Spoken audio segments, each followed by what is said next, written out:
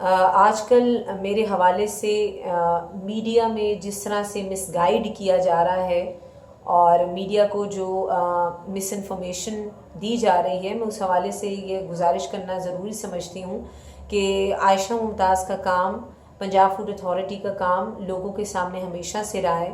اور وہ اعلیٰ افسران ہوں، ڈپارٹمنٹ کے جو ہیں ہائر اپس ہوں، لوگ ہوں، ہماری عوام ہو یا پرنٹ یا الیکٹرانک میڈیا ہو، تو اس میں ہر چیز بڑی اوپنلی وہ کی گئی ہے اور کہیں پہ بھی ابہام کا کوئی جو ہے وہ کونا رکھا نہیں گیا۔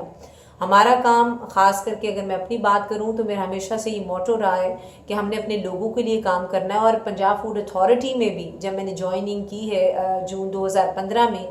تب سے لے کے اکتوبر 2016 تک میری پوری کوشش رہی ہے کہ ہم اپنے سٹاف کے ساتھ ایک جو مافیا کے خلاف ہماری جو جنگ ہے وہ جاری رہے، تاکہ ہم لوگوں کے جو ہے وہ جان کا اور صحت کا جو ہے وہ تحفظ یقینی بنا سکیں۔ اب یہ مافیا جس طرح سے یہ خبریں پھیلا رہا ہے، اس کا مقصد صرف اور صرف عائشہ ممتاز کو ہراساں کرنا ہے، تاکہ آئندہ کے لیے عائشہ ممتاز کو ایسا ایکشن لوگوں کے لیے، عوام کے لیے نہ لے سکیں۔ تو یہ میں